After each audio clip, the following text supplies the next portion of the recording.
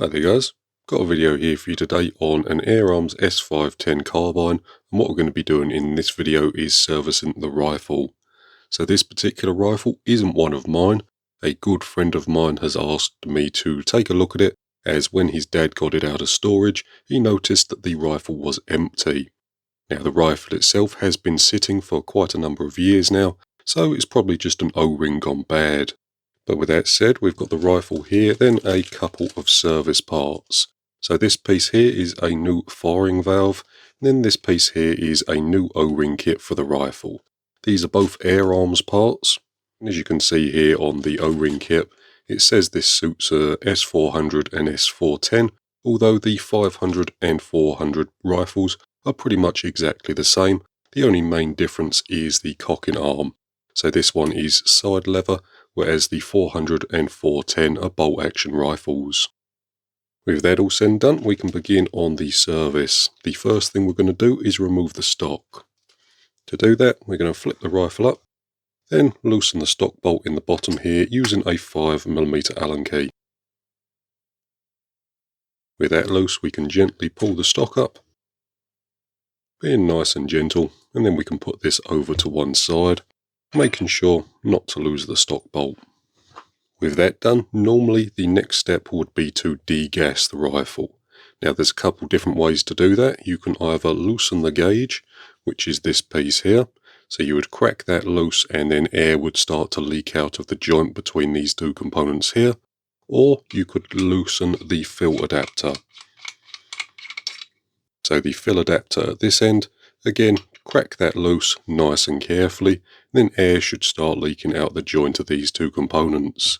Now this rifle is already empty, so we don't need to degas it. But from my personal experience, it's far easier to loosen the fill adapter than it is the gauge, so I'll show you how to do that.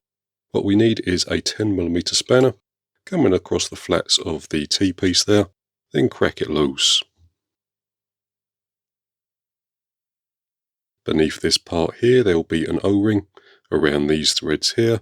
Then in this section we'll have the fill adapter. So this is the one-way valve. We have a spring on this end, a seal on this end, which seals in that conical piece there. So hopefully that makes sense. We are going to be ripping all these O-rings off in a minute, but for now we'll just sit the components over to one side. And I will mention very briefly that when you degas the rifle, you only need to crack the component loose a couple of turns.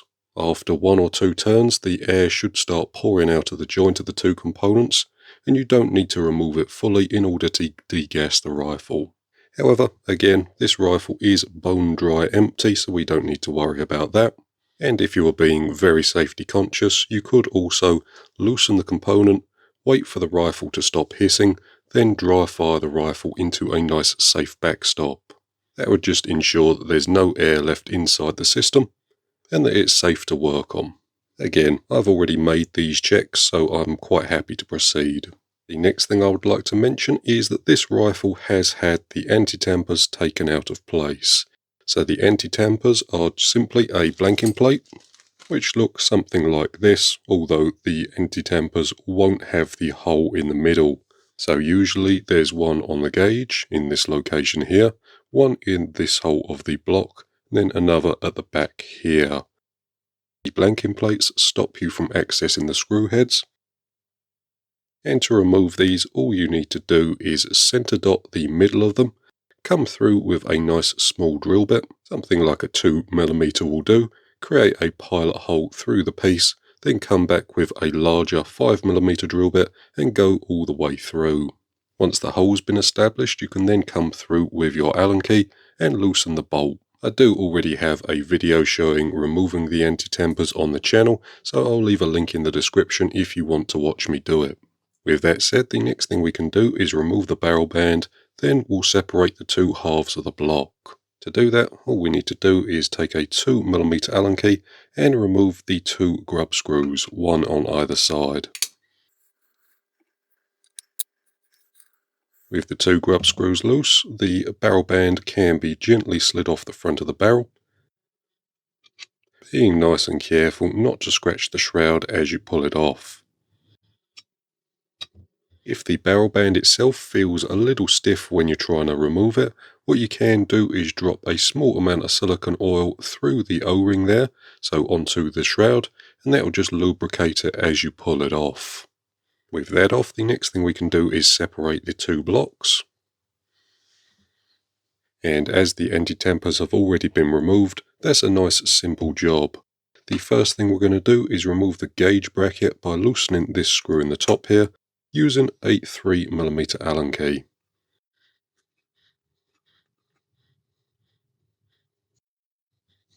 And with that removed, I think we may have found the culprit of the leak. So this O-ring here on the bottom of the gauge bracket is incredibly fragile. So it's pretty much flat as a pancake, flatter than it should be, and the actual O-ring itself has gone all hard and brittle. So as you can see there, the O-ring isn't returning to its shape, and that definitely needs to be replaced. The same can be said of the O-ring on the other side. That's definitely seen better days as well. If we look at that one there, you can see it's all mangled and not very nice looking. So we'll definitely need to replace these two O-rings.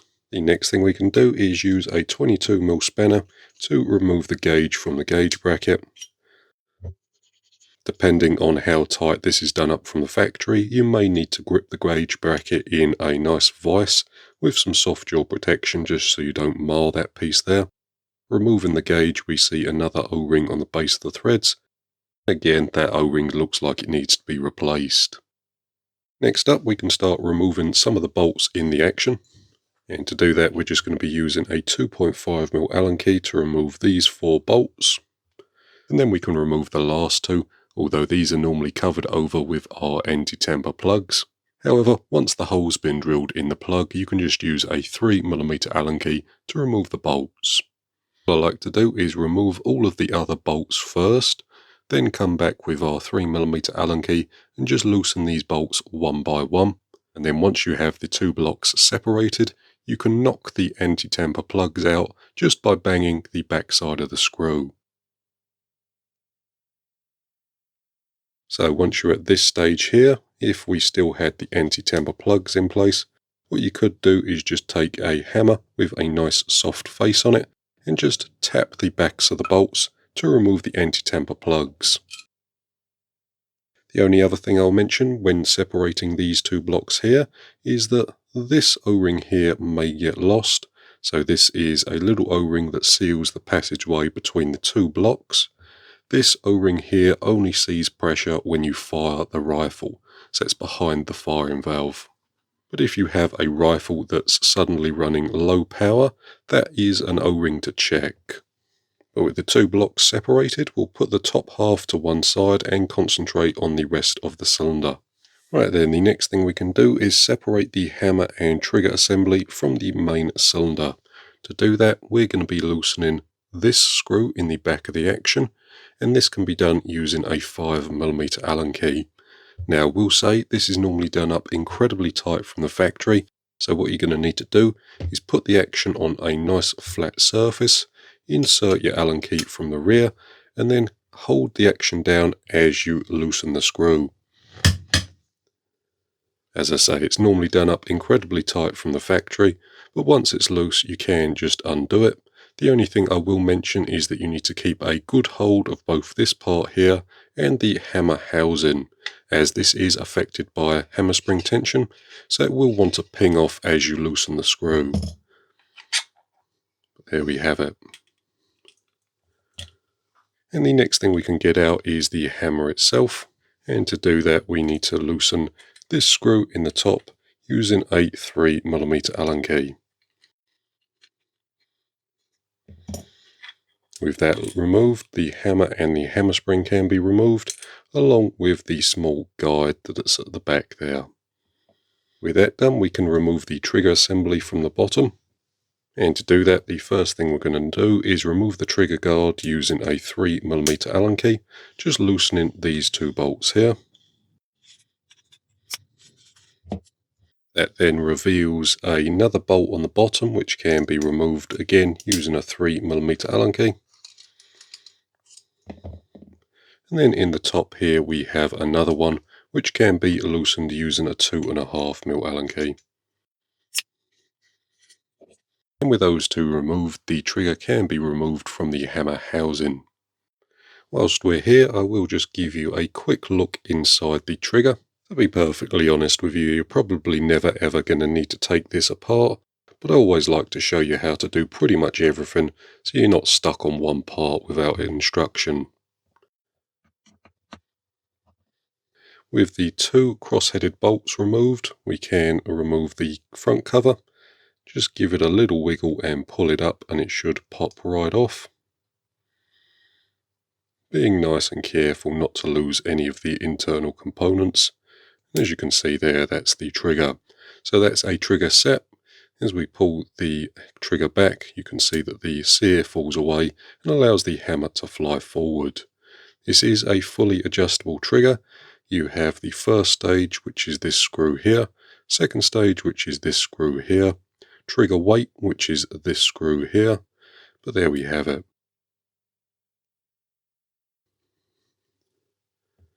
With that done, we can put this over to one side and bring back our cylinder. Right then, so next up on the cylinder, the next thing we're going to do is remove the two ends. Before we do that though, we're just going to make a note of the position of this sticker here, and on this rifle, this sticker aligns with the rear of the tube. So we're just going to make a mental note of that. The next thing we can do is remove the rear section from the tube, and this should just unscrew. It did on this rifle, although if yours is a little tight, what you can do is use a nice long M6 screw, go in this hole here, nice and tight like that. Then what you can do is put this screw in your vise, and what that will do is just give you a nice little handle so you can safely remove the air tube. On the other side of the air cylinder, we have this end cap. As you can see, this end cap here has two holes. Now, I did make myself a little tool to remove these, although you could remove them just using two tight-fitting drill bits, getting in there with something like a nice wide flat-bladed screwdriver, and then cracking it loose. But I have the tool, so I'm going to use it. And there we have it. There's the end cap removed. And with that done, we can stick the cylinder nice and safely over to one side. The end cap does have an O-ring around it, so this O-ring here seals on the inside of the tube. So if you have a leak emanating between the tube and this piece here, it's more than likely going to be this O-ring here. The valve housing, which is this piece here, has the same O-ring, so if you have a leak between the tube and the valve housing, again it's most likely this O-ring here. With that said, the next thing we can do is remove the pot or the plenum from the backside of the valve. Before we do that though, we do need to take a quick measurement from the top of the pot to the front face of the valve. And on this particular rifle, it's about 58.4 millimeters. 58.4 millimeters, so I'm going to call that there. And the reason we need to take this measurement here is because this little piece here controls the amount of valve spring tension on the actual valve itself. That little adjustment there can affect the power of the rifle, so we want to get it the same as it was set from the factory. But once we have the measurement, we can use a 2mm Allen key in this hole here to loosen the locking screw. Just a couple of turns will do us, then we can unscrew the pot. They can be pretty tight to start off with, but once you get them moving, they normally come out fairly easy. Then once you get to the end of the threads, there is a small spring and then a guide at the other end. So you have the valve spring along with a guide, the pot or plenum, and then if we use a little set of tweezers here, we can pull out the actual firing valve. So this is the firing valve of the rifle. The only thing that I'll mention about these is that you see this face here needs to be incredibly clean for the rifle to seal. And this face here is the firing valve for the rifle. So this stops air from leaking from the cylinder up into the barrel. And then when we take a shot, the firing valve is deseated and allows air through the system and to push a pellet out the end of the barrel. The thing that these valves are known for is a little bit of extrusion. So I'm not sure if the camera will pick it up, but this one here is the old firing valve. This one here is the new one. And if you look really closely on the old firing valve, you will be able to see a little raised edge where the valve itself has actually sealed. I did obviously buy a spare one when I bought the parts, so we are going to be changing it. The only other thing I'll mention about the valve is that if you have a look in the end here, we have this little piece of brass. This is just something that this set screw clamps onto these threads with. This just stops the pot or the plenum from unscrewing when we're firing the rifle. And then the very last thing I'll mention in regards to the valve is that these two pieces here can become separated when you unscrew the piece. Not to worry, this brass piece is just glued onto this brass piece with a small amount of Loctite bearing retainer. So if they do come loose when you're unscrewing the piece, don't panic. You can just remove it and then glue it back when you go to rebuild the rifle. And if you're putting a regulator on your rifle, normally you do have to remove this outer brass sleeve anyway. To do that, all you need to do is heat the two parts up, then you should be able to wiggle them free. The Loctite should break with a little bit of heat. But there we have it. We'll get all of this put to one side and bring back the top of the action. Right then, on with the top of the action, and the first thing we're going to remove is the shroud. This can just be unscrewed. It's normally done up fairly tight from the factory. There we have it. Once it's unscrewed, we can just slide it off the barrel and we'll put this nice and safely over to one side. The next thing we're going to do is remove the barrel. Now sometimes there's a small grub screw in this hole here which needs to be removed before you can slide the barrel out. On this particular rifle it's not fitted, so we don't need to remove that. But the next thing we need to do is remove this cover plate using a 2mm Allen key.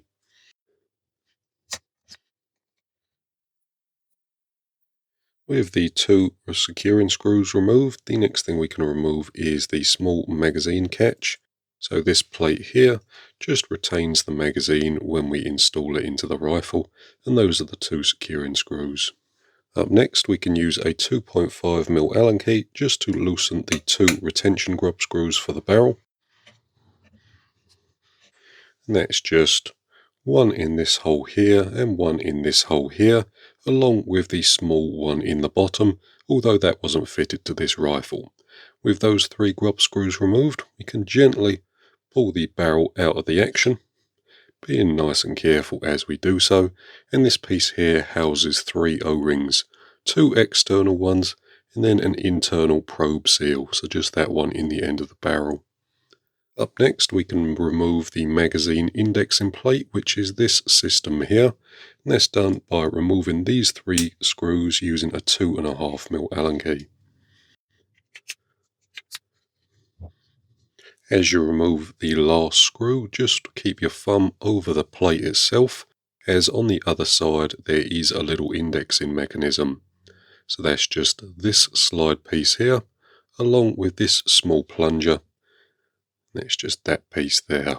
So just make sure as you remove the side piece that these two pieces don't get lost. We're going to put them nice and safely over to one side.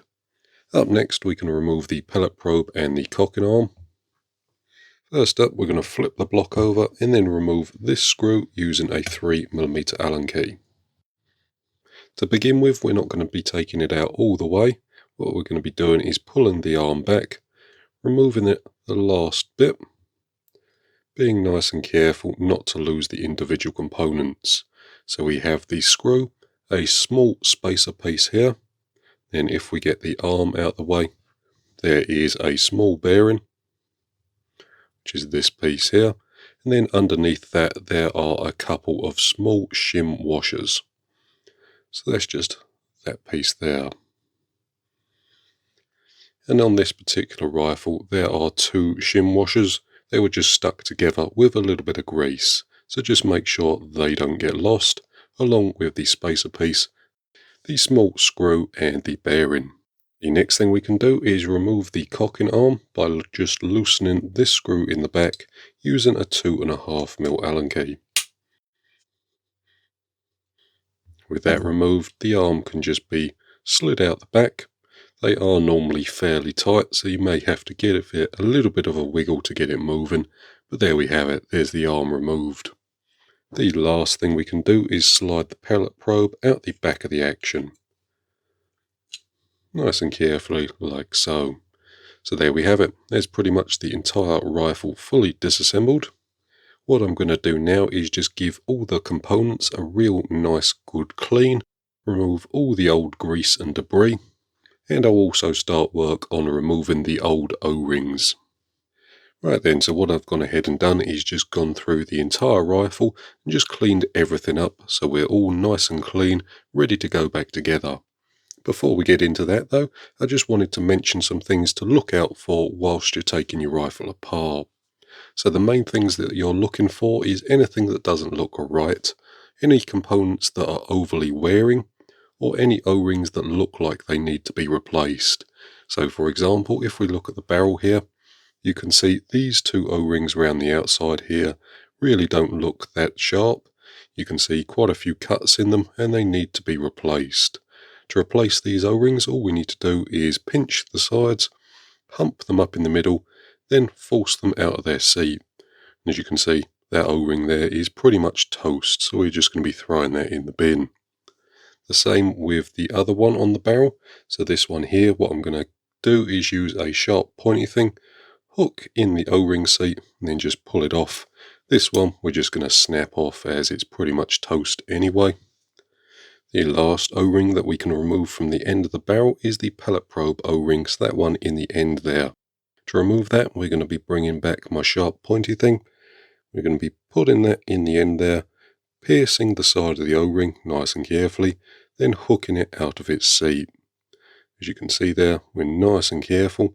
We don't want to damage the inside of the barrel, so we're just gently teasing the O-ring out of its seat. And then once we're at a certain point, we can bring over a pair of tweezers and very gently hook the O-ring out. So as you can see there, again that O-ring's pretty much toast. You can see it's got a lot of pellet debris on it and it looks to be fairly knackered, so we're going to be replacing that. Once we have the old O-rings off, there are a few things we can do. Firstly, we can compare the part numbers of the O-ring bags to the ones found on the exploded diagram, mix and match the O-rings until we get the ones that we require. Or if you don't want to faff around with going back and forward to a computer, you can just compare the new O-rings to the old ones and just replace the ones that you can find. So this is the new one, that is the old one. The new and old O-rings may be a very slightly different size, and that's simply because as the O-rings get used, they sort of either get squished or expanded, so they may not be identical, but they should be fairly near. But with that said, once we've found the right O-rings, so this is our breech seal one here, and these two go round the OD of the barrel, so in these two places here, we can get those installed. The first thing we're going to do is take the O-ring and just add a small amount of silicone grease to each and every one.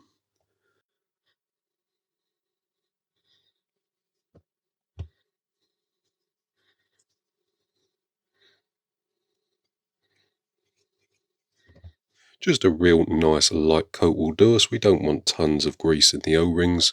It will just get squeezed out. So just a small amount. Then we wipe off the excess with our fingers. To replace the breech seal ones, they're normally fairly tricky to do, so I'll try and do it for the camera. But what I like to do is pinch the O-ring, hook it into its seat, just like that. Then use something like a Q-tip or a cotton bud to push the O-ring into its seat, and then work the other side around.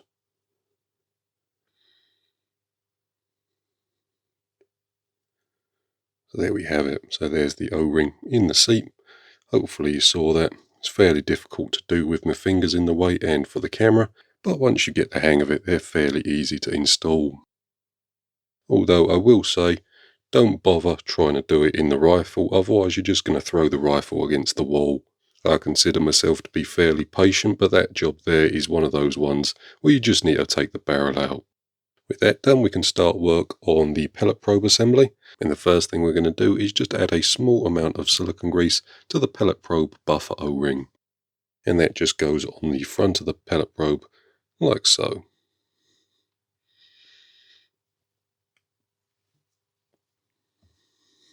With that done, we can take a little bit of moly grease and add that to the inside of the action. So I'm going to be applying that just with a cotton bud. Just a small amount will do us, will wipe most of the excess off. But just to the pellet probe track, the sides of the action, just where everything runs.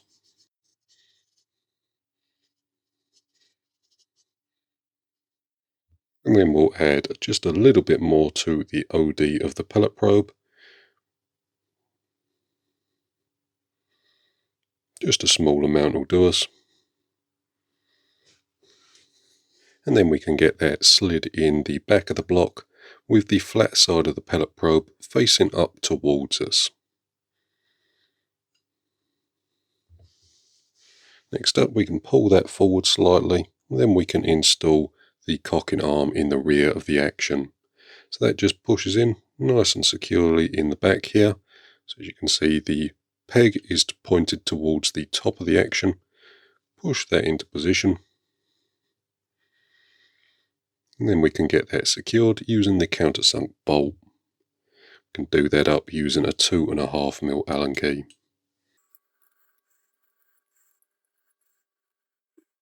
With that in position, the next thing we're going to do is just add a little extra moly grease to the top of the flat position of the pellet probe, and what that'll do is just secure the shim washers in place so they don't move around when we're installing the other parts. With that said, we can now install the shim washers using something wooden like a cotton bud, getting those dropped in and located with the hole in the center of the pellet probe, just like that. The next thing we can do is add the bearing, and again, before this goes in place, I am just going to be adding a very small amount of moly grease to the OD as well as the top and the bottom. Just a small amount will do us. And again, we can get that dropped in place just on top of the shim washers, lining the hole in the bearing up with the hole in the pellet probe.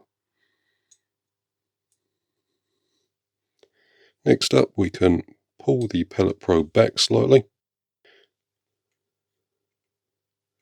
then line the arm up with the top of the bearing.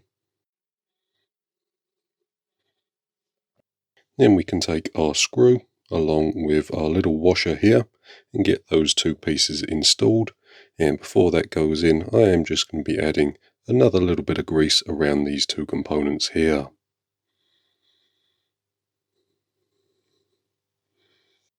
Then we can get that all lined up and installed using a 3mm Allen key.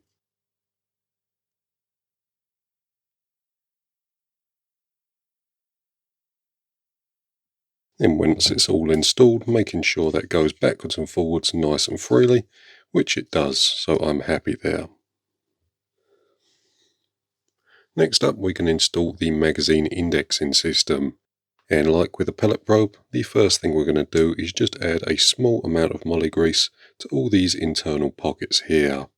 So just a small amount will do us. Then we can add a little bit of grease to the back of this piece here. Don't want too much on the front, to be honest, as this part interacts with the magazine, and if you put too much grease on it, it will just end up in the magazine well anyway. With that greased up, what we can do now is put this little component in the action like so. So with the copper tab facing the top of the action. Then we can get our little slide rail installed, although again, before this goes in, just a small amount of grease in this little slideway here, as well as both sides of the piece. With that done, we can get these two components lined up. So just like so, and then to make sure it's working, we can pull it backwards and forwards, and the indexing system should ride up and down as we pull it backwards and forwards. So that's working as it intended. What we can do now is push it all the way to the front, so it's as far forward as it can go, and we can line that up with the side of the block. So just getting this pin here installed into this pocket here, hooking it in the front of the pallet probe, just like that. Then we can secure that in place using these 3 screws down here, and they're just M3 cap head bolts.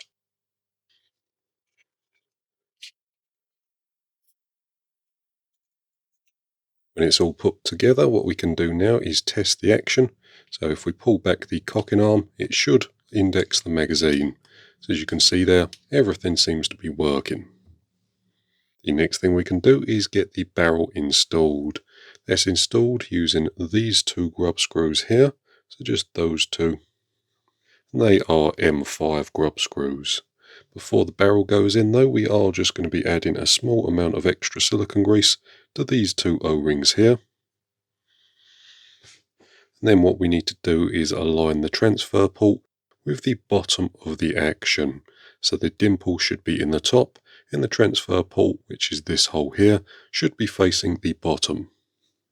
What we can do then is very, very gently push the barrel into the action, giving it a little wiggle just to get the O-ring through. Again, this shouldn't need to be forced into position.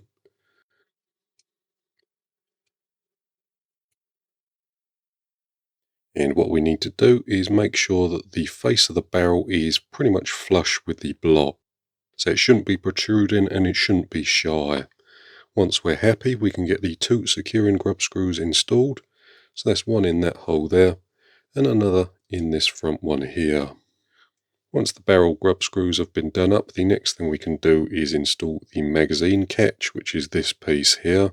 As you can see here, the little tab faces the left hand side of the block with the bend going down. So hopefully you can see that there. There's a little hook in it, and that just faces down. And that's just secured using these 2 button headed bolts. They can be done up with a 2mm Allen key.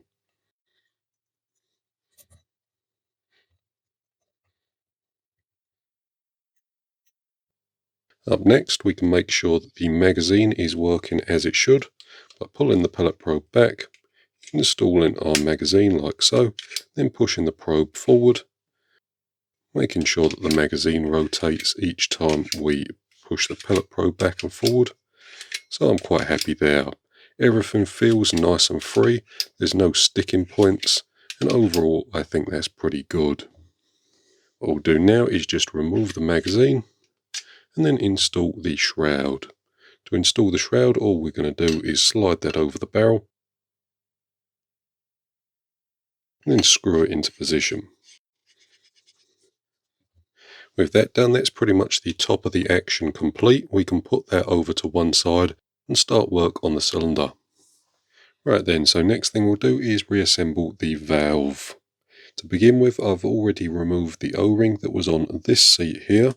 What I ended up doing was just cutting it off with a nice sharp razor blade, as it was pretty well stuck in its seat. Luckily, in the kit we did have 2 spares, so that's just those 2 there. So the first thing we'll do is get that O-ring installed, and to do that we're going to be applying a generous amount of silicone grease to the outside of the O-ring. A good amount will do us, and then we'll slide that over the threads, getting that hooked into its seat. There we have it. Next up, I'm just going to wipe off the excess silicone grease, and then we can install the new valve. So this one is our old one, and then this one is our new one. So the old one is here, the new one is here. Now the old one doesn't go completely to waste. What I'm going to do is chuck this up in the lathe and actually reface this end here. For now though, we are just going to be replacing it for a new one, but what I'm going to do is give this one back to my friend and he can have it as a spare. But the first thing we need to do is install the new valve into this hole here. And I did go ahead and make sure that the actual valve seat was nice and clean, using something like a cotton bud to just come in the end there, clean the seat out, remove any debris or anything like that. Then we can drop the new seat in, nice and carefully like so. Get that topped off with the valve return spring, and then the valve return spring guide, and finally top that off with the pot or the plenum. We need to get this screwed into the exact same measurement we measured before we took it apart. So we'll do it in a few turns by hand, then bring over our calipers and check our measurement. At the moment we're 58.6, so quite literally almost there. 58.42, I'm pretty happy there.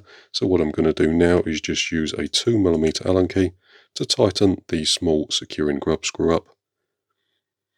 And that will do it. That's pretty much the valve reassembled. Again, the main things to look out for when you're taking apart the valve is any debris inside the firing chamber, any damage to the valve seat, either the plastic part or the aluminium part actually machined in the valve, and just generally if anything looks amiss. So I'm quite happy that everything is looking as it should with this particular component. We've got no major gouges or anything like that, so we should be okay to proceed. Put this to one side and we'll start work on the other side of the cylinder. Right then, next up we have the fill end of the cylinder, and we have a number of O-rings that we need to change. Luckily I've got all the bags here so you can see which ones we're going to change. The first one is nice and easy, that's just this one here, and that's going to be this O-ring here, so this packet. As always, before that goes on, we are going to be adding a small amount of silicone grease to the O-ring.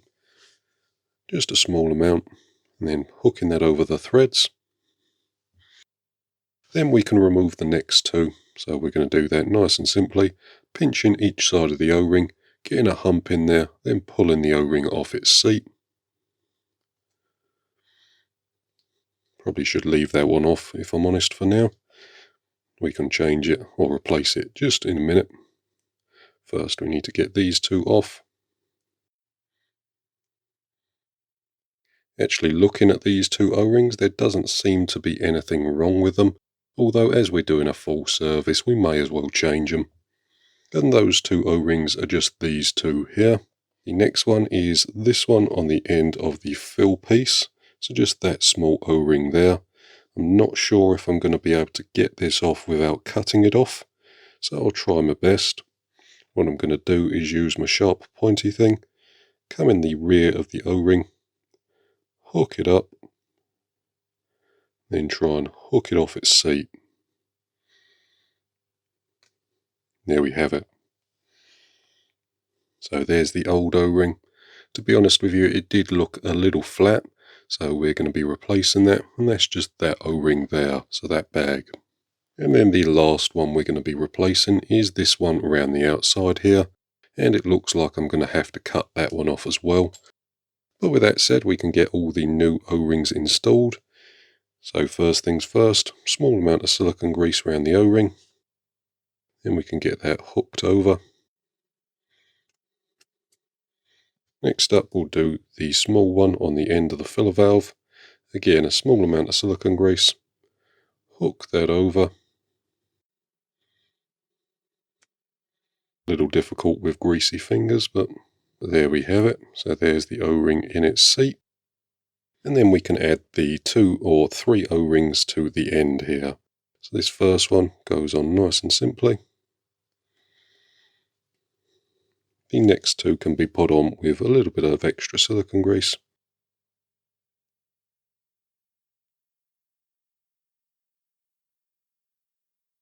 There we have it. There's all the O-rings replaced. The next thing we can do is get everything assembled. So the fill valve just goes in the end there like so.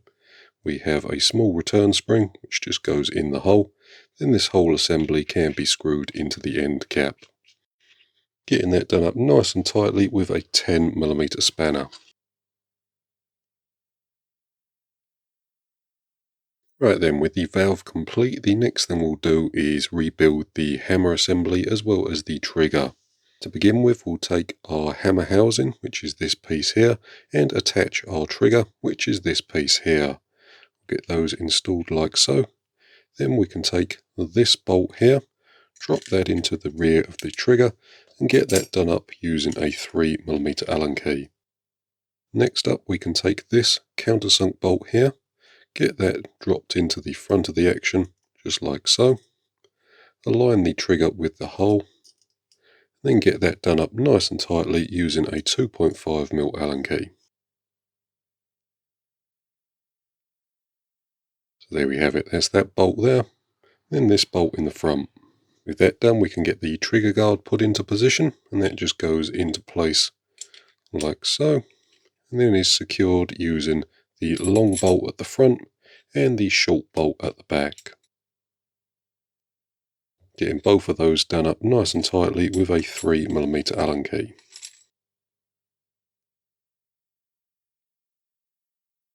Up next, what we're going to do is add the hammer to the hammer guide rod, which is this piece here. And as we do that, we are going to make sure that the hammer spins nice and freely and there's not excessive amounts of play there. There should be just a hair of play between the two components to make sure that they spin correctly, but not so much as that the hammer is clonking up and down the rod. If the hammer is excessively loose, there are two bearings, so one at the front here, one at the back, which you can knock out, and they are replacement parts from AirArms direct. So just be aware of that. The next thing we're going to do is line the two pieces up like so, get our hammer spring installed on the rear, and then top that off with the little spring guard or cap, and get those two pieces aligned. As we push this into place, what we need to do is align this with this slot in the top here.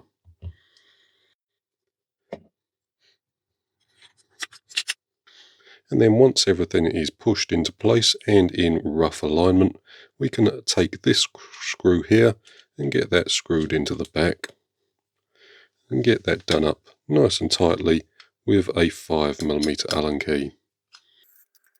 For now, we're just going to get it touched up. We can align the two pieces with one another. So this slot here needs to be aligned with the top of the block, so these two holes here. And we'll get that done up semi-tight for now. We will have the opportunity to fine-tune the alignment of these two blocks when we add this piece to the top block. The final thing we can do is add the little cocking screw, which is this piece here. And before that goes in, we are just going to be adding a small amount of blue Loctite to the screw threads. Just a small amount will do us. And then we can get that screwed into the hammer. The next thing we can do is get both ends of the rifle installed into the cylinder. To begin with, we're just going to take each of the components here and add a small amount of silicone grease to these two O-rings here. So one at this end, and then another at this end. These two O-rings are fairly tight in the cylinder, so having a little extra grease on there won't hurt. And like we said before, we need to make a note of the position of this sticker. And on this particular rifle, the sticker was located at the rear of the rifle. So we can install the front end at this end, getting that screwed into position. Then I'm going to get that done up with my tool. Nice and tight. And then again we can get this end screwed into the rear of the cylinder.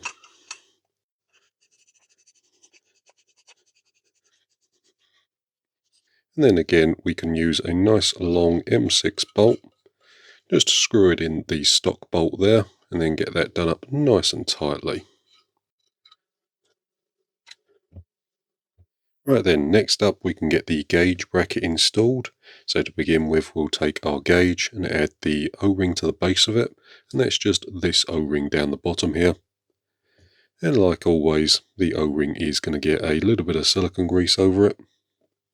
To be honest with you, I am putting a little more on than I normally would, as this particular rifle probably is going to be sitting around for a little while. It doesn't get shot that often, so I'm just adding a little extra grease.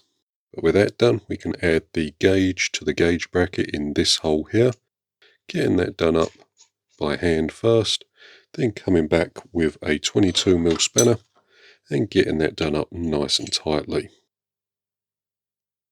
Up next we can add this bolt here along with the two O-rings. So this one here goes around the base of the screw.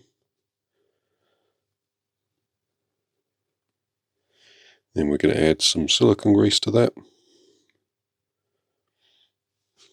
And we can get that installed in the front there, just like so. Then we can add this thin one here to the base of the screw. Again, just with a little bit of silicone grease around it. So just in that cutout there. Just make sure that the O-ring itself is seated in the small counter bore, and then we can get that pushed into position. That just goes in this hole here. So we're going to get that lined up, then done up with a 3mm Allen key. Before you do that up tight, just make sure that the gauge is aligned with the rifle. Otherwise, when you go to put it in the stock, it may not line up properly. So I'm quite happy there, getting that screw done up nice and tight. Up next, we can join the two halves of the block together, so the top and the bottom. To begin with, we have this small O-ring here, and this O-ring here is the same one that went on the base of this piece here. So those two O-rings are identical, and we are just going to be adding a small amount of silicone grease to this before it goes in place. We're just going to get that seated in this seat here. Just like so. The silicone grease should keep it in position, but we are going to have to make sure that it's in the right position as we install the bottom half of the block. So up next we can just drop the bottom half of the block onto the top half, lining everything up. So we have this cutout here. This round cutout needs to be aligned with this screw head here. So we'll just get those two pieces lined up, pushed into place. And if everything goes according to plan, the two halves of the block should just drop onto one another. Next thing we can do is start adding these screws. So the two large ones go here and around here. These can be done up with a 3mm Allen key. Although we're not going to be doing any one up tight just yet. We're getting these screws started, but not tight. All the other ones are the smaller ones, so these screws here. And these ones can be done up with a 2.5mm Allen key. Right then, once all of the bolts are started and are done up sort of finger tight, the next thing we need to do is take a look down the action and make sure that the trigger and the gauge are aligned. So you don't want one side to be off to one side and then the gauge to be over here. They need to be nice and parallel with one another. And if you're struggling to get these two pieces aligned with one another, you can take your 5mm Allen key, loosen off this bolt in the back, and that will allow you to just rotate this back section. What you want to do is be able to look down the side of the rifle and see that everything is perfectly in line and that there's not anything off to one side. Once we're happy, we can take our 3mm Allen key, do this screw up nice and tight, then our 2.5 Allen key, and just do these 3 screws up nice and tight as well. What I like to do next is do the rear 2 screws up nice and tightly, and then back them off about 1/4 of a turn, just so they go loose.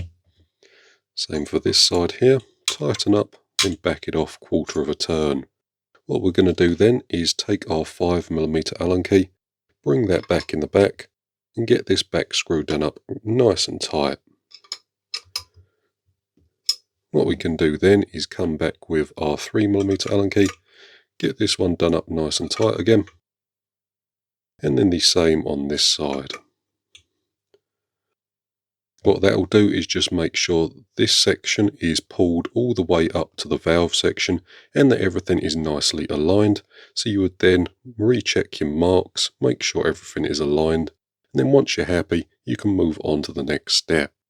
To be honest with you, it all sounds way more complicated than it actually is. All you're trying to do is get everything in line. But I will say, if you do one side of the screws up tight, then try to do the other ones up tight, the block may be off to one side, so just do them nice and evenly. The next thing we can do is install the barrel band at this end. To do that, we're going to need the barrel band and then these two grub screws here. Now the barrel band itself does have an O-ring in here. This isn't a sealing O-ring, this is just an O-ring to insulate the band from the shroud itself. To be honest with you, there doesn't look to be anything wrong with this one, but we are going to change it as we do have a spare. So this is our new one, and before that goes in, we are just going to be adding a small amount of silicone grease. Again, this isn't a sealing O-ring, it's just a insulating O-ring.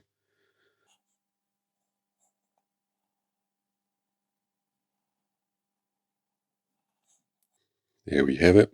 Then we are just going to add a tiny bit more grease, just so it slides over the shroud nice and freely.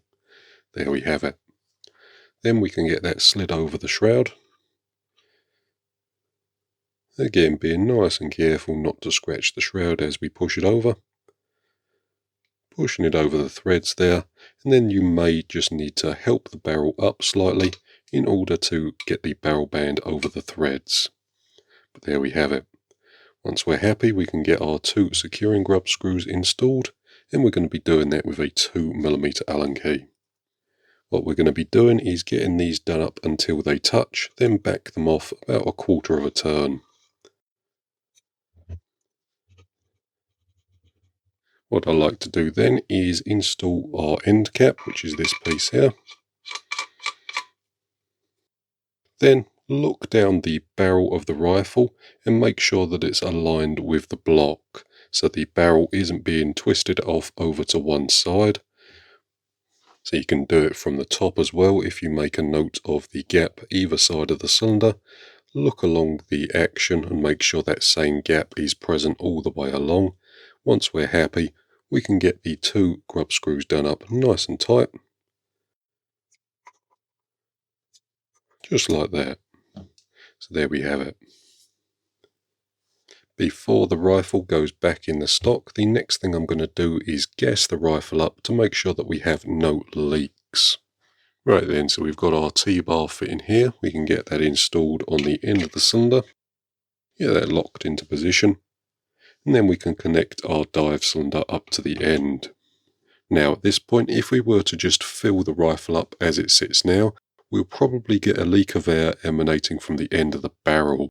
What will be happening is air will be bypassing the valve and coming straight out the end of the barrel. To alleviate this problem, all we need to do is cock the rifle.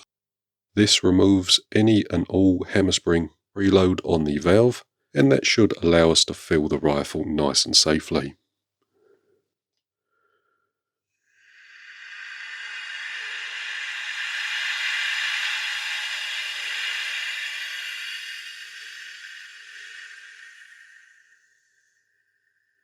Right then, I don't know if the camera microphone would have picked it up, but as we started to fill the rifle, we still did get a small leak of air out the end of the barrel.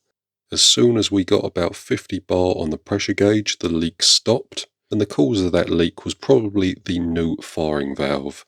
They need a little bit of time to bed in, and obviously as this one is brand spanking new, it needed a little bit of time to seal properly. But I just wanted to make you aware of that. That is fairly normal with these rifles. And then once we've got some air inside the cylinder, we can decock the rifle. And as you can see there, the rifle is holding air quite nicely.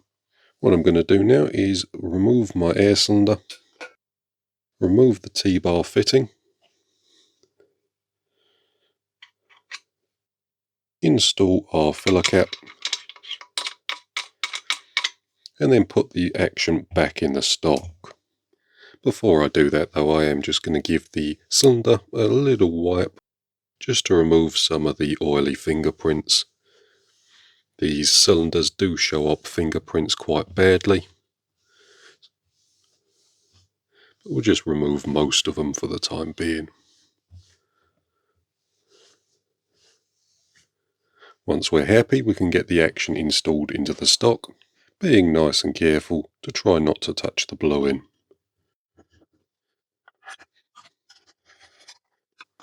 But there we have it. There's the rifle fully rebuilt. There are still one or two more things that we have to do though. So firstly, what we're going to do is mark the gauge. So we'll give it probably 10-15 minutes for the cylinder to cool down and the pressure to settle. We'll mark the gauge and leave the rifle overnight to make sure we don't have a leak. The next thing we have to do is make sure that the rifle is still behaving itself, so we'll put a few shots over the chronograph and make sure nothing untoward is happening. These particular rifles don't have a traditional power adjustment. They don't have any way of adjusting the hammer spring tension. The power is controlled by the little venturi screw, which is this one here. This one is normally covered over by an anti-tamper, although on this particular rifle that has been removed. So it's just that little hole there. This is basically a transfer port blank, and the further you wind the little grub screw in, the lower the power will be, and the further you wind it out, the higher the power will be. The anti-tamper bolt on these rifles is just this little shear bolt here. To remove these, some people have a lot of luck by using the end of a pencil, so the eraser end of a pencil or the rubber end of the pencil, putting it on the end there, then unscrewing it. To be honest with you, I've never had one come out like that. What I normally have to do is put a punch on the side there, get a nice centre mark established, then gently tap the piece round. If you're nice and careful, you can do it without damaging the action, as you can see here. This action is lovely and clean, there's no gouge marks or anything like that in it, so we managed to get that one out nice and easily.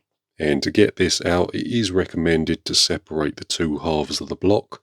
Although you can get it out just on the side of the rifle, all you really need to do is remove the stock. I will say though, sometimes, depending on how big the head of the shear screw is, it can sometimes damage the top edge of the block. But there we have it, there's the rifle fully rebuilt. What I'm going to do now is put the rifle over the chronograph, and then I'll leave the rifle overnight with a small mark on the gauge, just so we know it's not leaking anymore. With that said though guys, that's pretty much going to do it for this particular video, so thank you very much for watching. I hope it's been useful, and we'll see you in the next one.